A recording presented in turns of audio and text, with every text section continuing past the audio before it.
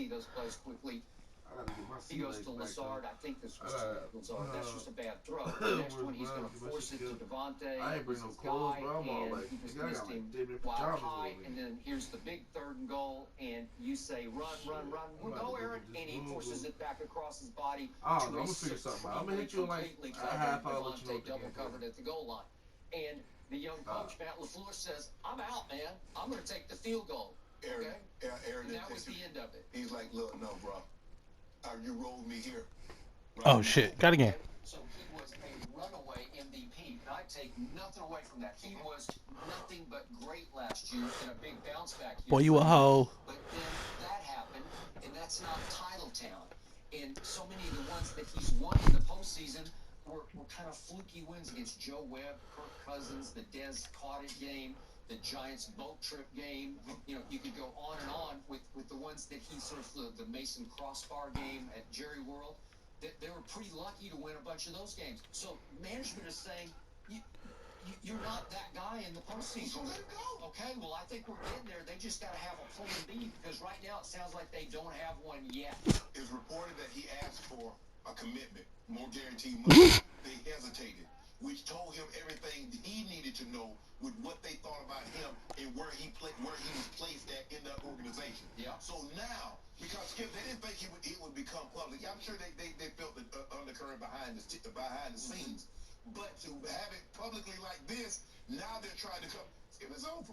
It's over. Well, we'll see how soon it's over. It's over. And the Broncos, guess who the Catbirds eat? The first TV bitchin'. Oh, damn. I thought you was going to the corner, Ty. Oh, Broncos. Shoot that shit. What was the first word you said, Shannon? Messy? I think it's going to continue to get messier surrounding that. We're going to leave Aaron Rodgers for now and talk about Skip's team, the Cowboys, and the decisions they made last night. The Cowboys had hoped that they would be able to draft the first defensive player of the draft, but their hopes were dashed as they saw both defensive backs, J.C. Horn and Skip's guy, Patrick Surtain, taken Come on, Ty. Oh, damn. for Dallas.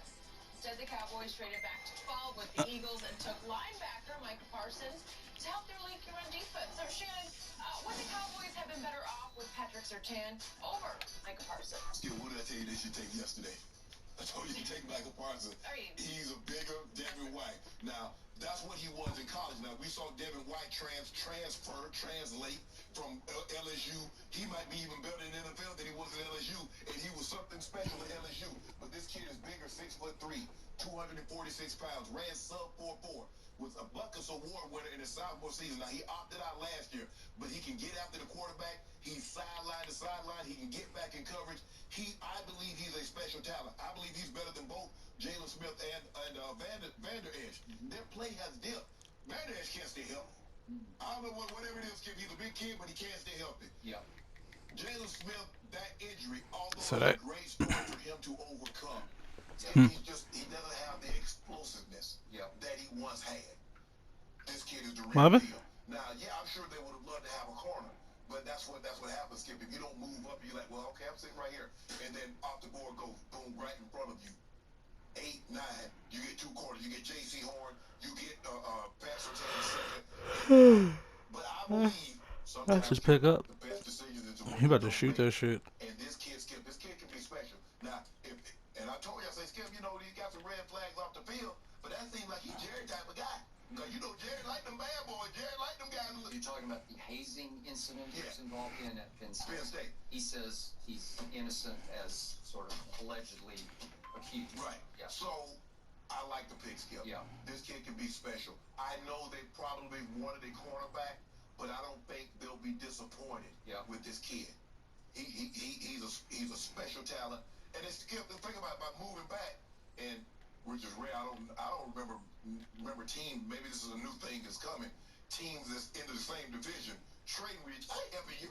I wish I might help you, and you gonna take somebody that could possibly beat my eyes in. Why would I do that, Skip? I was shocked to do business with the hated Philadelphia Eagles. Nah. How dare you, Jerry Jones? But it worked out. Lavender? He walked away with an extra Ain't never smoked no lavender. That's... Asante Samuel Jr. is still on the board. Nope. Tyson Campbell from Georgia, Elijah. Never smoked no lavender. Corners on the board, but I know you wanted Wham. Surtain the second. But I don't believe you're going to be That's sad.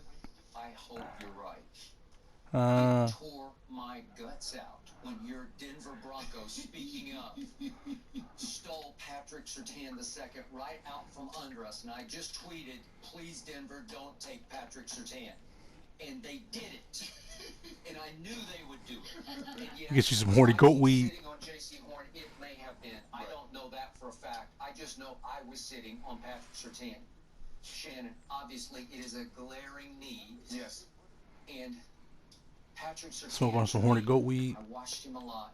He is the essence, the epitome of a perennial Pro Bowl cornerback. I could not draw him up any better than to have a father who was a Pro Bowl cornerback. And when they hugged, I got tears in my eyes because that was some culmination. They hugged and they had tears in their eyes because father taught son, and son arrived last night as the 9th overall pick. And he plays the position the way it was meant to be played. He plays the pass and the run equally strongly. He is long and strong. And you need to be that in that defense that Dan Quinn's going to run. The corner's got to tackle. Richard Sherman is a good tackle. Brandon Brown was a great tackler. He was made for this. Yes. And he was the perfect bookend to his ex-Alabama teammate, Trevon Diggs, because he is solid, secure. He's going to make the correct play every time, while Trevon is going to gamble and clue and maybe swing and miss occasionally. He may pick one off and he may get burned. So to me, I'm sitting, I'm waiting, and then as soon as that didn't happen, I said I won't be surprised if Jerry trades back. I had no idea he would trade back with Philadelphia, and he gave them the Heisman Trophy winner. Yep. But they assured him we are going offense. I'm sure he didn't say who you going to pick. Right. But as long as it was not defense, then Jerry was fine to do the deal. Don't take Michael Parsons. Well, listen, you would have heard about it last night from Jerry Jones, but sometimes there's honor among thieves, right? Exactly. You have to have some honor. I'm trading you. I'm giving you something to buy. You can't tell Skip, if you give me pay me money, you can't tell me what I can buy with it. You're not trading it.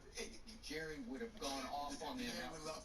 He would have lost his mind. But they assured him. Yeah. And I think Howie Roseman is honorable enough, and obviously Jeffrey Lurie. They just said, hey, Oreo is a vegan food? And it was pretty clear that Devontae's still sitting there. Dougie P and Orlando Scandon. Yeah. Guess. No, I know. I got it. But, I mean, honorable in this context, right? Yeah. Team to team, that you can trust him on draft night. Yeah, because if you do that, I got you. You're not going to be able to trade with anybody again. That would do you in. Okay, I got it. Okay, so I immediately tweeted, because we talked about him, that Michael Parsons was a pretty great consolation prize. Yes. A plan B, however you want to look at it. And I'm hoping you're Okay. right about him because he Okay. has a rare burst for a big man. And I watched him a lot 2 years ago at Penn State when number 11 just leaps off the screen.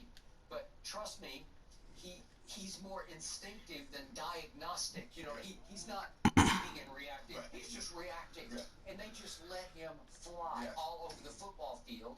And yet Jerry was adamant last night. They are projecting him as a pass rusher. So, again, you think, well, Sean Lee walked into the sunset because his body finally betrayed him like yours eventually did, but his just came all apart. And so it's a glaring need to have an outside linebacker, but I think Jerry's thinking more hand in dirt, more Von Miller-esque, where you're listed as a linebacker who rushes the passer, right? Didn't they list Von as a linebacker? Yeah, that's what it was, yeah. Okay, well, okay, so if you got that, Mm. and he was mostly blitzing, obviously, it used to be called red dogging, just the linebacker, but his splash plays, his flash plays were all blitz type plays where he came off the weak side and just he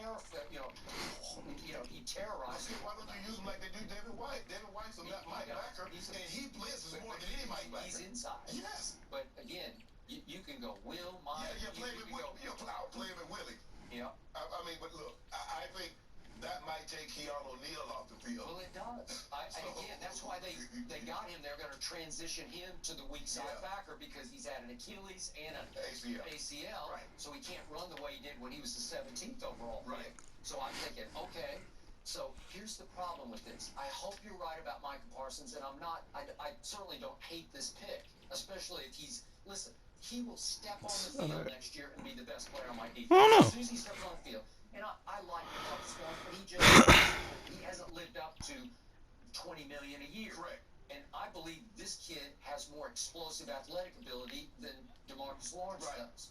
And obviously, Jalen Smith had his little flash for a while and made the Pro Bowl, and Wolf Hunter made the Pro Bowl we're going back 3 years ago. Right. And then what? Well, both of them have had injury problems, or they just have faded. Right. If I'm them, I'll plug him in. He's going to be our Bobby Wagner. Okay? This defense Uh, will be Bobby Wagner. Let him just Hello. run to the field. Before he is. All right, well, that's fine with me. Right now, listed on their depth Yeah, I chart hear you. as the starting cornerback is C.J. Goodwin. Guess where he went to school? The University of California in Pennsylvania. I didn't even know there was a University of California in Pennsylvania, but that's where he played football and was obviously undrafted, and he's been in 7 years. He played for Dan Quinn for a little while in Atlanta. He's bounced around the league, and yet he's listed right now as my starting cornerback. So now what do you do? Well, to your point, maybe there's somebody down the line, second, third round, but listen, I got personal issues with Richard Sherman, but I'd take him just because he played for Dan Quinn, and I still think he's got some football left, so he's still sitting out there. My man Casey Hayward from Vanderbilt University was once drafted in the second round by Mike McCarthy in Green Bay. Right. Remember, he went to the Chargers and was an all-pro at one time. at one point, for 1 year, Pro Football Focus ranked him the #1 quarterback, but that was 4 years ago. Right. Okay? Well, he's still sitting out there. And that Rashad Breeland, who started all year for the Chiefs last year, he's still sitting out there. Well, is there a quote-unquote cheap buy here that you could plug in and get through a year with at the other corner? Because, we re-signed Jordan Lewis, but he's the slot corner. Right. So, I don't know. There's still a glaring hole at cornerback. There is a glaring hole, Skip, but this guy was too good to pass up. Okay, I got it. And I hope you're right. You just let him play football, but is he going to play within the scheme? No, he will not play within the scheme. Is he going to be cerebral like Sean Lee was? No. No. Because Sean Lee played more with his head than his body. This kid is a sensational, he's a freakish, big, strong, fast athlete. Yeah. Freakish. Yeah. Well, we talked a little bit about this earlier in the show, but last night, Shannon and Tom Brady were on the NFL Draft-A-Thon live stream, and they talked for a bit about our guy, Skip Bayless. So take a listen. Look, we got Aaron Rodgers. It seems like he wants out. Tom, only you can upstage Aaron Rodgers. Are you retiring in the next 6 months? That's the only way we can upstage Aaron Rodgers tonight. Come on. What would you guys have to talk about on your show, Shannon, if you run that? But Tom, I gotta win some juice. Skip's always got my back, and then I turn you, and I'm like, why is he always called on? That's my guy. Always betting on the Patriots. I I've been trying to win some dude. He always betting on you and the Cowboys. So the only way I can win some dude is to bet against you. And I built a swimming pool full of dude because I've lost. I've lost like 30 cases in the last playoffs because I've been picked against you every game, and you won every game. And you said Skip wrong, Tom. You said Skip. It's Skip. It's not Skip. Hey, Kevin, you ain't gonna talk about my boy like you. It's Skip. Get him, Prime. Get him. Okay, Shannon, I'm going to deal with you in a bit. Skip, I see you grinning over there. What do you make of all this? Shannon Sharp, thanks to you, I just experienced the most rewarding moment of my entire career. Tom Brady watches Undisputed. Tom Brady knows I have his back. Tom Brady knows you don't. As usual, Tom Brady killed with kindness because he is the smiling, chuckling assassin. Yes. He stuck the knife in while he was chuckling, right? Yes. He chuckled all the way through it because he thought you should have his back, but you never have his back. That's what he thought, Skip. Thank you, Tom Brady. And I told him I'm gonna get all my dude back once he retires. You ain't have nobody to bet on. Oh, how good did that feel? I mean, now that I know you're going to skip it, maybe, just maybe. I got you. We're going to move on because that was great. The Bears saw the opportunity to get their future signal caller by trading up from 20 to 11 to draft Justin Fields after the Ohio State quarterback slipped out of the top 10. Chicago GM.